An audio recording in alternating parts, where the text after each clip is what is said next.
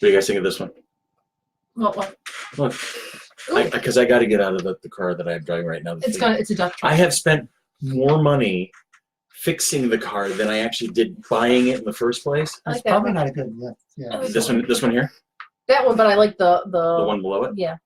So I'm not too sure about it because that's the sport model, and I need a 4x4 because Rochester Winters, it's a thing. Oh, hi, honey, we're home. Oh, hi. Oh, hi. Oh, could you see the cars through those glasses? I could. Could you? I can see. Anyway. Are they nice and whatever? Here, let's fix the camera because we have more people here tonight.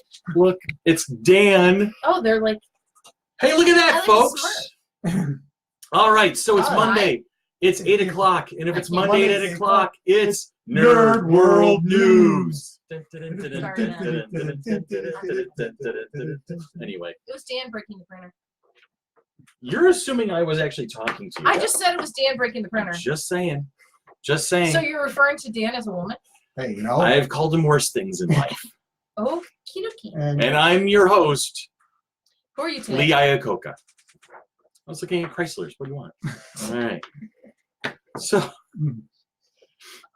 Yeah, no. Look, everybody, it's Debbie Gibson. Only in his dreams. As real as it may seem. As real as it may seem. Only in my Only dreams. in the dreams. Anyway, so you get all three of us tonight. And yes, we're all wearing our Doctor Who hoodies because, well, it's cold out. It's Rochester. What do you want? First off the bat, right off the top of the list, rest in peace to Robert Forster, veteran actor, passed away recently at the age of 78. He had cancer, and he will be missed. He is a Rochester, New York native. That's why we're putting a special focus on it today. And Forster was a graduate of the U of R, and he earned an Academy Award nomination in 1998 for his role as Max Cherry in the Quentin Tarantino film Jackie Brown. He also appeared as Tim Allen's dad on Allen's current show Last Man Standing, and as Ed Galbraith in Breaking Bad TV show and in El Camino, a Breaking Bad movie that was released just this past Friday. And then, like I said, he was 78 years old. Thanks to all who came out to our trivia night at the 585 Rock and Burger Bar. We will be doing it again when? October 23rd. October 23rd. We'll be doing it all over again.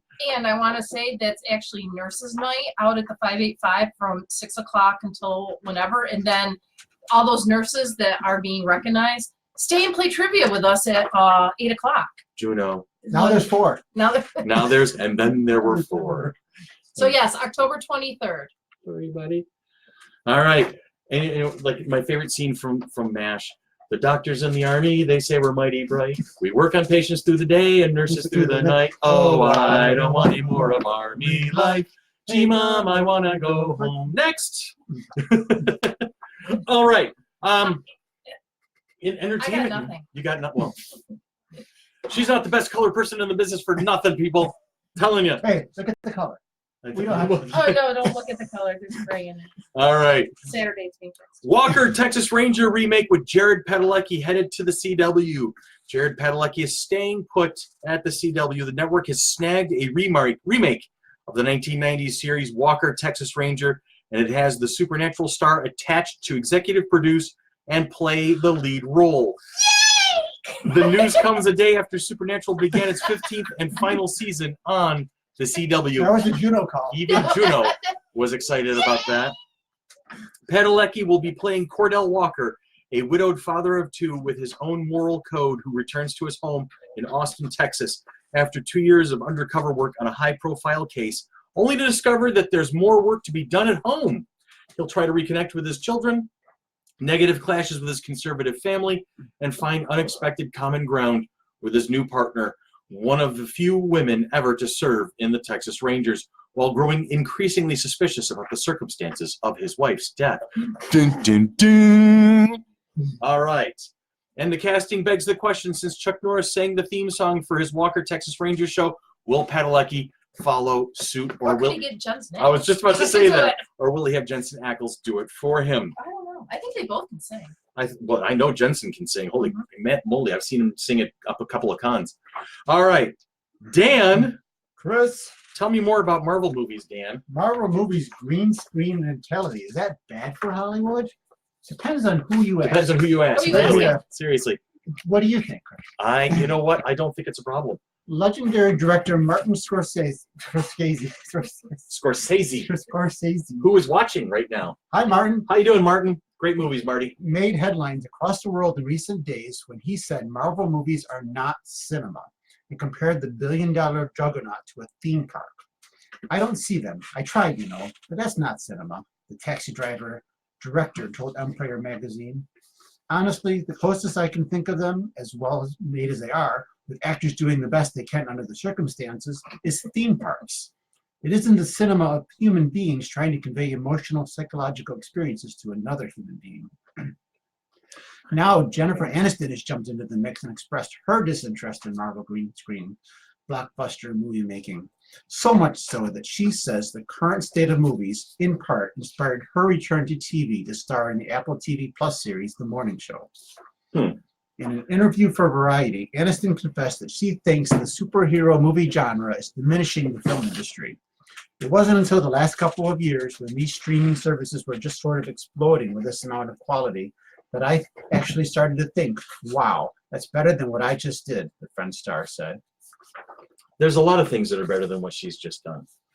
I'm wondering if with Scorsese, I kind of understand his opinion because Scorsese is really not a movie maker. He's an artist. Mm-hmm. Scorsese is an artist. He is a painter, and his medium is film. He's calling it cinema. He's calling it cinema, and I get it. So he's looking at it as an art piece. He's not understanding the entertainment value of it, the popcorn aspect of it.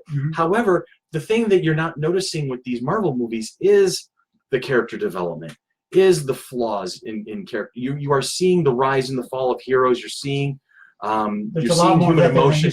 There's a lot of human emotion in the Marvel universe, I've noticed over the years. And maybe some of the older ones weren't like that as much. It's more of the action in this. But as they evolved, and that's something for us. We can armchair quarterback that till the cows come home.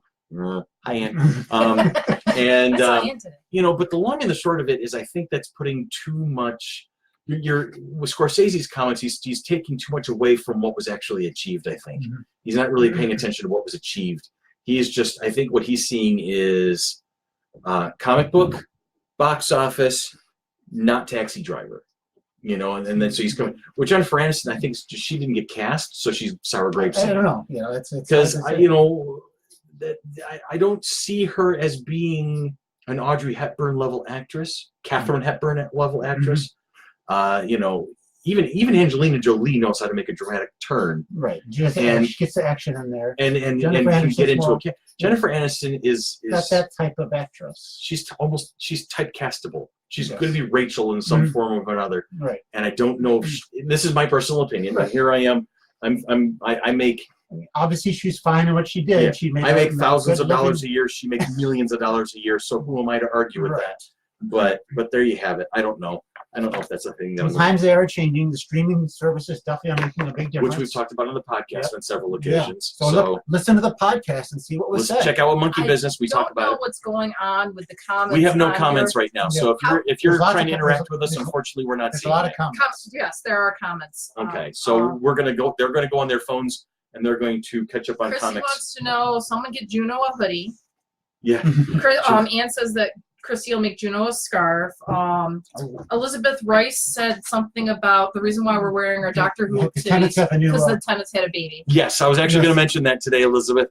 David Tennant and Georgia Tennant are celebrating the birth of their 5th child. I think it's her 5th, his 4th, if I'm not mistaken. But yeah, they have got a small brood. On your left. On your left. I can't see all the comments though. Yeah, I know. I'm not getting any of the comments on the computer itself. Dan's getting them all. I'm getting some of them. Okay. Well, we'll catch up with your comments as we can. So let's see what we got here. No game night tomorrow at 5:85. No game night. We're not doing game night. Not game night. No, not for a while. We'll be keeping you posted. So as we have announcements on game nights, we will definitely let you guys know. The camera's over here. Camera's over here. I'm looking over here. Yeah. Hello. Hi. Camera 1, camera 2. Hello. I am a professional. Try this at home. Anyway, anything else on this article? Not really. I mean, a number of actors and filmmakers have spoken since spoken out on the topic, many of whom defended the superhero genre. Guardians of the Galaxy director James Gunn shared on his Twitter thoughts. I was outraged when people picketed The Last Temptation of Christ, 1988, starring Willem Dafoe, without having seen the film. I'm saddened that he's now judging my films in the same way. That said, I will always love Scorsese. Be grateful for his contributions to cinema. Yeah, I mean, that's a thing. That's an honest to God comment right there. That's a good thing. Moving on, Rian Johnson casts doubt on his Star Wars trilogy. This is something that's been kind of in the works for a while now. People are back and forth on it, and it looks like this might actually have taken a toll. Star Wars The Last Jedi's writer and director Rian Johnson has raised doubts that his potential new trilogy for the franchise will actually get made. Ahead of the release of The Last Jedi, Lucasfilm announced that Johnson was already developing a brand new trilogy of Star Wars films, which would be set in a different corner of the galaxy far, far away and would revolve around all new characters. In the years since, Johnson has remained pretty tight-lipped about his ideas, simply repeating that he is working on the scripts and never gave any indication that the films would see the light of day. That was until Bang Showbiz asked Johnson whether he had any plans to return to the Star Wars franchise, which provoked him to respond, "We'll see. I am still talking to Lucasfilm, and they are figuring out what they are doing. We'll see, perhaps. I'll be thrilled if it happens. I am working on my own stuff, too." Johnson's remarks regarding Disney's more cautious approach with Star Wars echo CEO Bob Iger's previous comments on their plans for the franchise. While The Force Awakens, Rogue One, and The Last Jedi each thrived at the box office upon their releases, grossing over $4 billion combined, the failure of Solo, a Star Wars story, which was dogged by production problems and failed to make $400 million worldwide, provoked Iger to tell New York Times, quote unquote, "I just think we might have put a little bit too much in the marketplace too fast." You think, Bob? Just saying. A little bit. Disney will be hoping that Star Wars The Rise of Skywalker will reignite interest when it's released on December 20th. Oh, wait, puppy. If it does, it might just save Johnson's planned trilogy as well. Remember when $400 million was a lot of money? Remember, $400 million was basically like a huge box office. Yes. You know, And now it's like, now it's like a weekend. Now it's That's a a failure. weekend for some of these guys. All right, for those of you who love this sort of thing, this is the sort of thing you love. I'm doing it again. I'm looking over a camera too, but it doesn't exist. Yes. This Wednesday, as always, is New Comic Book Day. So make a point of going to your favorite shops and checking them out, striking up a conversation with these folks, these guys and girls. They know so much about what's going on in the art and the literary end of things with comic books, graphic novels, and all things in between. Get their opinion. It is worth it. Trust me on that one. So go to your favorite stores on Wednesday, buy your favorite books, or buy something new. From IDW, Marvel Action Black Panther #4. Every 25 years, Wakanda's ruler trades places with one of their subjects to gain perspective on their kingdom. T'Challa's turn has come, and while working in a vibranium refinery, he uncovers a plot to sell the priceless metal on the black market. All new action in the mighty Marvel Manor. Mighty Marvel Manor. Yes, Mighty say- Marvel Manor. say- Mighty Marvel Manor. Say that 5 times fast. That 5 He's times trying. fast. You gibsing him? No, that was more like a Denozo. Who are these Yes. people? Or a Timmy. There's a Timmy. 'Cause Timmy was like, wouldn't go full on. All right, so from DC, Scooby-Doo, Where Are You? Number 101. Raggy. Ruh-roh. When a spectral steer suddenly appears in Farmer Dave's fields and causes his cattle to stampede, the poor farmer does not know what to do. Luckily for him, the mystery gang is ready to dig into the mystery and help him to set the farm to rights. Can they take the haunted heifer out to pasture, or will the utter horror be too much? And that one was for you. Just saying. I'm sorry, Ian. I'm really, really sorry. No, No, we're not. No, No, sorry. no, I'm we're not. sorry. They're not. We're not sorry We're not in the sorry. slightest bit. I'm just saying. We're What else is in DC house there, Danny? Batman number 81. 81! 81. It's time for the big showdown. I was going to slow down. It's time for the big showdown. Batman is calling Bane out. But is the Dark Knight detective ready to take on the foe who broke him worse than any other that came before? I don't And know. what else stands in Batman's way to put an obstacle between him and his enemy? Tread lightly, Batman. Because not only do the lives of your son and trusted friends hang in the balance, but your entire home could collapse on top of you. Dun, dun, dun. Dan, have you ever considered voice acting work? No. Good. All right, moving on. Look at all the likes you got on That- that know, one. seriously. That is not my. That is why I don't speak. just saying. Is that why he doesn't show up for our podcast? Yes. No, you should do that more often. You were fun on the podcast. From the Marvel House, Captain America number 15, The Legend of Steve continues. Hi, Steve. She touched my puppy, Steve. Come on. Everything is good for a multiplicity reference. Everything. Yeah, I don't know if All I've right. ever seen Multiplicity. Oh my Oh, God. With really? Michael Keaton, you That have is a got to watch great that movie. I movie. don't think I've seen You it. have to go home and you have to watch Michael Keaton's Multiplicity. Not right now. You don't want to sit down. Jesus. Besides, I've got your coat. Oh, that's right. All right. Steve Rogers' mission to clear his reputation and re-establish the good name of Captain America continues as he and Jessica Drew, the Spider-Woman, tackle a familiar old foe who is contaminating the water supply of a large Rust Belt city. Anyway. Guardians of the Galaxy number 10 is also coming out. The threat of the Universal Church of Truth looms large over the cosmos. As the galaxy threatens to crumble under the onslaught of the Patriarch's growing power, Rocket's struggle to hold his failing body together has reached critical status. The only question is, can he hold on long enough to make a difference? Like I said, that's coming out on Wednesday. Also coming out on Wednesday, episode 3 of season 4 of the Monkey Business podcast. Tanya, myself, Billy DeTore, who else was it? Chrissy Harding, Chrissy and Tony. and Tony Bacchetta were in studio. We talk about Joaquin Phoenix's The Joker. So make sure you catch that on Wednesday, because the Wednesday is Podcast Day. Anyway, quick happy birthday this week. The 13th of October is the happy birthday to Chris Carter from the X-Files. Excuse me, the X-Files creator. The 14th today, she blinded me with science. Thomas Dolby is celebrating. Vincent Martella, Rochester, New York native, and one of the stars on Everyone Hates Chris. He's got a birthday tomorrow. Actor Tim Robbins is on the 16th. Michael McKean, George Wendt, and Felicity Jones are celebrating another year around the sun on the 17th. Pam Dauber and Jean-Claude Van Damme share a birthday on the 18th. And rounding out the wink. I'm doing good all of a sudden. You don't learn from me, Chris. This is no cider. You don't No, This see, is- that's the problem. You guys didn't have cider. We didn't have cider Yeah. this week. I offered to get the wine. I know you did, but that's Well, okay. we gotta do it like this all night. Another Rochester, New York native and regular Rochester visitor, John Lithgow, is going to Happy be having a birthday. birthday. Happy birthday this Saturday, the 19th, to John. On this date, the 13th of October, 1983, Ameritech Mobile Communications, now singular, launched the first U.S. cellular network in Chicago, Illinois. Can you imagine before 83 they had no cell phones? No cell phones before 83. How did I we didn't all even know- survive? I didn't even know they existed until like 94, 93. Yeah. I think I got my first one in 95. Pagers. We had pagers. Pagers. Hey, Dan, what happened on the 14th of October? In 1968, the first live telecast to come from a manned U.S. spacecraft was transmitted from Apollo 7. Nice. That's kind of cool. I don't remember that. And on the 15th, there, dear Tanya. In 1951, Lucy! I Love Lucy debuts on CBS. CBS.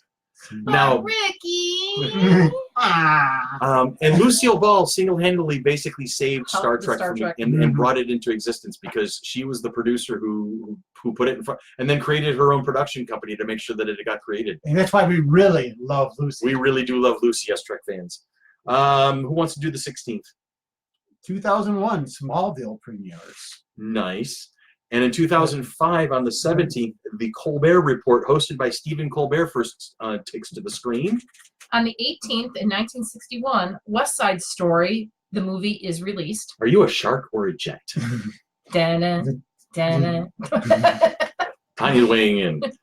And last but not least, on the 19th of October in 1953, dystopian novel Fahrenheit 451 by Ray Bradbury is published in the U.S. And of course, you talked about that. Another because 70 years later, dystopian became the present. This thing became just documentary. Yeah. Yeah, and I've talked about dystopian a lot on the podcast. Podcast. I didn't realize how much of a fan of dystopian science fiction I actually was until Wayne Wayne. from Astronomicon pointed it out to me. So it's one of those He things. needs a new suppose genre. I do. Jennifer Aniston will make a good Daphne. Jennifer Aniston would not make a good Daphne, but who said that anyway? Oh, it's Dottie. Dottykins. Well, I can't argue with the Dottykins, so we're going to go with it then. That's my new opinion. Pizza. Pizza. The next movie is Chris's movie night. There you go. All right. So anyway, we are out of things to talk about as per usual. So it's 8:20 on a Monday, and if it's 8:20 on a Monday, it's the end of Nerd World News. It's the end of The news words as we know it, and we feel fine. Okay. So you guys have a great time. Check out the podcast on Wednesday.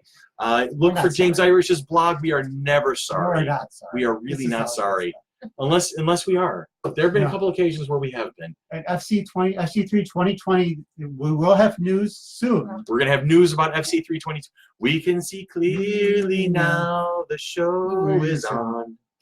We have a location. We're just waiting for some stuff to. Waiting for contracts. Yeah. Yes, For we have a guest time. contracts. Yeah. We're waiting We have stuff. dates. We have a venue. We are working on guests. So lots of stuff that are coming in. All right. So keep an eye out for that. And FC3 2020 will be happening in 2020. I'll give yeah, you that's that what much. we can give you. That's the definitive part. Anything else we want to mention In the before we take spring. off? See, podcast, you got that. Podcast, yeah. I think that's Minicon. Minicon coming up in December, Minicon. 7th and 8th of 7th and December. Yep.